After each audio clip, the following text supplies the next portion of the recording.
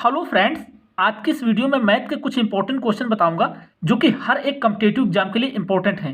तो आप किसी भी एग्जाम की तैयारी कर रहे हो, आप इस वीडियो को लास्ट तक देखें, आपको डेफिनेटली एग्जाम में हेल्प मिलेगी। तो चलिए शुरू करते हैं। एक वस्तु अंकित मूल्य पर 5% की छूट देकर 950 रुपये की है। वस्तु का अंकित मूल्य क्या है?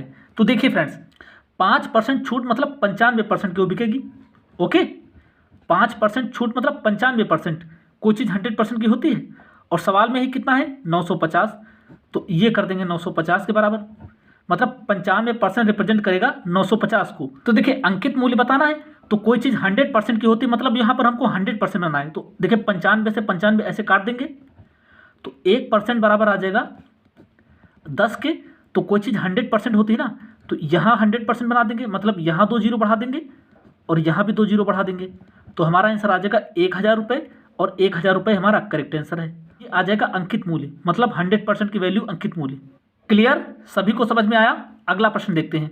72 किलोमीटर प्रति घंटा की गति से चलने वाली 160 मीटर लंबी ट्रेन को एक विद्युत खंभे को पार करने में कितना समय लगता है? तो देखिए फ्रेंड्स, जब ट्रेन किसी खंभे को पार करे या किसी व्यक्ति को पार करे तो अपनी लंबाई के बराबर दूरी चलती है। ओके, याद रखना। तो देखिए समय निकालना है तो समय बराबर क्या होता है? समय बराबर दूरी और बटे चाल, यही होता है। तो देखिए दूरी कितनी हो जाएगी? जितनी ट्रेन की लंबाई है, कितनी है? 160 मीटर, तो लिखेंगे 160 मीटर। ओके, और चाल कितनी है? चाल है 72 किलोमीटर प्रति घंटा। देखिए 72। अब फ्रेंड्स एक चीज़ याद रखना, ये देखिए किलोमीटर प्रति घंटा है, तो इसको हमको बनाना पड़ेगा मीटर प्रति सेकेंड में, क्योंकि देखिए आंसर सेकेंड में है ना, तो इसलिए हमको इसको भी मीटर पर सेकंड में बनाना पड़ेगा। और मीटर पर सेकंड में बनाने के लिए 5/18 से गुणा करते हैं। 18 चौको 72 और ये 4 पंचे 20 होगा, 4 पंचे 20 और 20 अट्ठे होता है 160। तो हमारा आंसर आ जाएगा 8 सेकेंड, और 8 सेकेंड हमारा करेक्ट आंसर है। क्लियर? नेक्स्ट क्वेश्चन देखते हैं। किसी राशि पर 5% प्रतिवर्ष पर 2 वर्ष के लिए चक्रवृद्धि ब्याज और साधारण ब्याज के बीच अंतर 41 रुपये है, तो राशि कितनी है? तो देखिए फ्रेंड्स, 2 वर्ष के लिए चक्रवृद्धि ब्याज और साधारण ब्याज के बीच का अंतर का एक फार्मूला याद रखना, क्या होता है?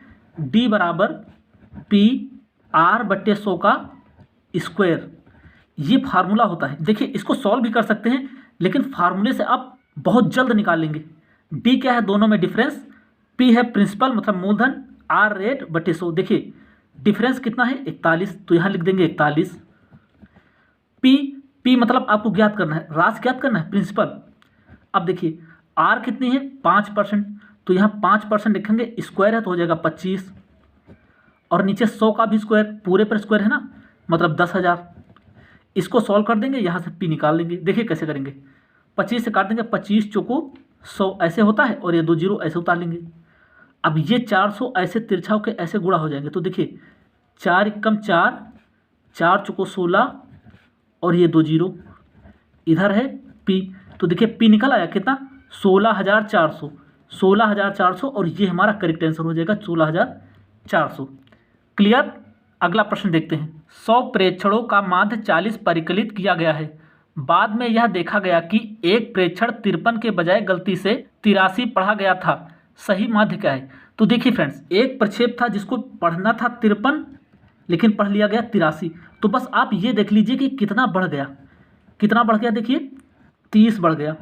ओके, अब बस ये देख लेंगे कि ये जो 30 बढ़ गया है ये 100 पर क्या प्रभाव डालेगा, मतलब टोटल प्रेक्षण कितने हैं? 100, तो 100 पर क्या प्रभाव डालेगा? करते क्या है, टोटल प्रेक्षण से इसी को भाग कर देते हैं जितना बढ़ गया होता है। देखिए ऐसे काट देंगे तो आ जाएगा 0.3। क्लियर?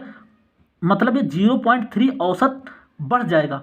जब आप गलती से पढ़ेंगे तो 0.3 औसत बढ़ जाएगा। तो सही माध्य बताना है ना, तो सही वाला इतना ही कम रहा होगा। देखिए 40 था टोटल, तो इतना कम रहा होगा, तो कितना आएगा? 39.7।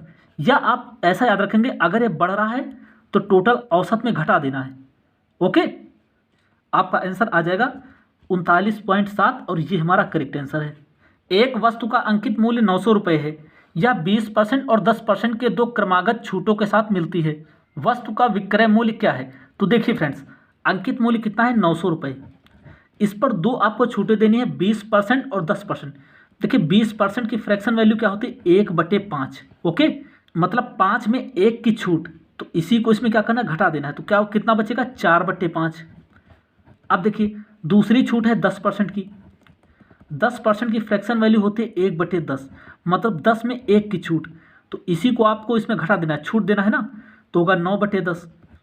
देखिए 0 से ये 0 काट देंगे, ऐसे 5 से काट देंगे, 18 5 90 होता है ना, 18 पंचे 90, और इनका आपस में गुणा कर देंगे। देखिए 18 चौको 72 और इंटू ये 9 कर देंगे, 9 दूनी 18, 1 बचा, 9 सत्ते 63, 1 64। तो हमारा आंसर आ जाएगा 648 रुपये, और 648 रुपये हमारा करेक्ट आंसर है। क्लियर, सभी को समझ में आया। अगला प्रश्न देखते हैं।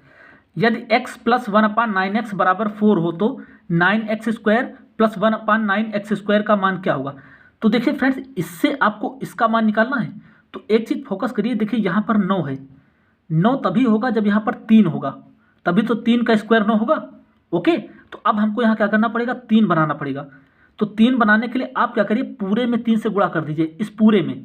तो देखिए यहाँ भी 3 से गुणा होगा तो 3x, और यहाँ भी 3 से गुणा होगा। देखिए 1/9x है, तो यहाँ भी ऐसे 3 से गुणा होगा ना इसे, और यहाँ भी 3 से गुणा होगा।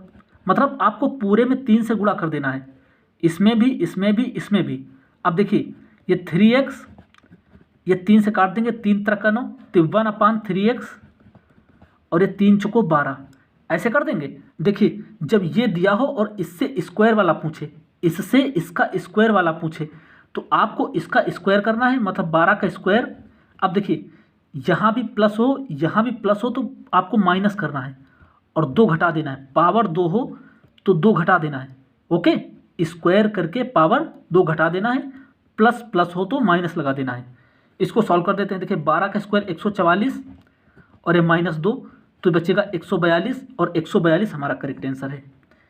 एक वृत्त में बने आयत की आसन्न भुजाएं क्रमशः 5 सेंटीमीटर और 12 सेंटीमीटर लंबी हैं, तो वृत्त की त्रिज्या की लंबाई कितनी है। तो देखिए फ्रेंड्स, एक वृत्त है ऐसे, इसमें एक आयत बना हुआ है ऐसे,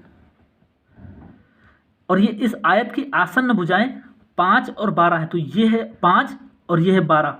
ओके, अब देखिए इसकी त्रिज्या बतानी, तो आप ये भुजा निकाल लेंगे, ये वाली। देखिए आयत की आमने सामने की भुजाएं बराबर होती हैं, तो ये भी 12 होगी, इसके सामने ये 5, तो ये भी 5 होगी। फ्रेंड्स, इसमें क्या होता है, एक ट्रिपलेट बनता है। देखिए 5, 12 और 13 का ट्रिपलेट होता है, याद रखना। मतलब किसी त्रिभुज की अगर एक भुजा 5 है, दूसरी 12, तो तीसरी 13 होगी। तो 5, 12 और ये 13 होगी। अब देखिए ये पूरी क्या है, वृत्त का व्यास ही तो है, ये यहाँ से आता है। देखिए ये वृत्त व्यास, और व्यास का आधा होता है त्रिज्या, तो त्रिज्या पूछी है। टोटल देखिए व्यास कितना है, 13, तो इसका आधा कर देंगे 6.5, 6.5 हमारा क्या आ जाएगा, रेडियस, और ये हमारा करेक्ट आंसर है। क्लियर, आप इसको ऐसे याद रखेंगे कि विकर्ण का आधा क्या होता है, त्रिज्या। वृत्त में जो आयत बनता है उसका विकर्ण जो होता है ना, उसकी आधी होती है त्रिज्या। सभी को क्लियर। अगला प्रश्न देखते हैं। ए किसी काम को 18 दिनों में कर सकता है, उसने 12 दिन काम किया और शेष काम बी ने 8 दिनों में पूरा किया। बी अकेले पूरा काम कितने दिनों में कर सकता था। ए 18 दिनों में करता है, तो एक दिन में कितना करेगा, 1/18। ओके, तो उसने 12 दिनों तक काम किया। अब देखिए 12 दिनों में कितना कर डालेगा, 12/18। ऐसे आपको करना है, 6 दूनी 12, 36 18, मतलब 2/3 काम हो गया। 2/3 काम 12 दिन में ए ने कर दिया, तो शेष काम कितना बचा, शेष निकाल लेते हैं। देखिए 3 में 2 काम हो गया, तो 3 में अभी 1 काम बचा है, ऐसे कर देंगे। ओके, शेष काम बी ने 8 दिनों में पूरा किया, तो ये जो शेष काम है 1/3 काम बी ने कितने दिनों में किया, 8 दिनों में। तो पूरा काम, एक काम कितने दिनों में करेगा, देखिए 3 का ऐसे नीचे गुणा कर देंगे, 3 24, तो बी पूरा काम कितने दिनों में करेगा, 24 दिनों में, और 24 हमारा करेक्ट आंसर होगा। क्लियर, एक काम मतलब ये पूरा काम। यदि a³ + 1/a³ बराबर 2 है, तो a² + 1/a का मान कितना होगा, जहां a एक धनात्मक संख्या है। तो देखिए फ्रेंड्स, जब भी आपके पास इस टाइप का क्वेश्चन हो, जब ये 2 दे दे, तो आपको a बराबर हमेशा 1 मान लेना है। a बराबर 1, चाहे a + 1/a हो, चाहे a³ + 1/a³ हो, कुछ भी हो, तो आपको यहाँ पर हमेशा a बराबर 1 मानना है। क्यों, जब यहाँ 1 रखेंगे, यहाँ 1 रखेंगे तो 1 और 1 ये 2 हो जाएगा, सेटिस्फाई हो जाएगा। अब ए का मान डायरेक्ट यहाँ रख देते हैं, इसका मान पूछा है तो ए स्क्वायर मतलब यहाँ पर 1 प्लस आगे ये 1 अपान नीचे एक जगह पे 1 तो हो जाएगा 2/1 मतलब 2 और 2 हमारा करेक्ट आंसर। क्लियर। अगला प्रश्न देखते हैं। यदि a बराबर 2 और b बराबर -3 हो तो 27a³ minus 54a² plus 36ab² minus 8b³ का मान क्या होगा। तो देखिए फ्रेंड्स, अगर आप ध्यान से देखें तो ये लिखा हुआ है a³ माइनस b³ और ये पूरा फार्मूले के रूप में ही बना होगा, आपको ज़्यादा सोचना नहीं है, ये पूरा फार्मूले के रूप में ही दिया होगा। ओके, मतलब देखिए ये कितना लिखा है, ये 3 का क्यूब है ना, तो इसको लिखेंगे 3a और इसको क्या लिखेंगे 8 को 2b, तो इसका ये होल क्यूब लिखा हुआ है। जब आप इसको खोलेंगे तो यही बनेगा। ओके, वो हमेशा ऐसा सेट करके यहाँ पर देंगे कि ये आसानी से फार्मूला बन जाएगा। अब यहाँ पर रख देते हैं, देखिए 3a का मान रखेंगे 2 तो 2 3 6 होगा। अब देखिए b का मान रखेंगे -3 तो ये माइनस माइनस प्लस और 3 दूनी 6 और ऐसे ऊपर क्यूब 6 और 6 12, 12 का क्यूब होता है 1728 और 1728 हमारा करेक्ट आंसर है।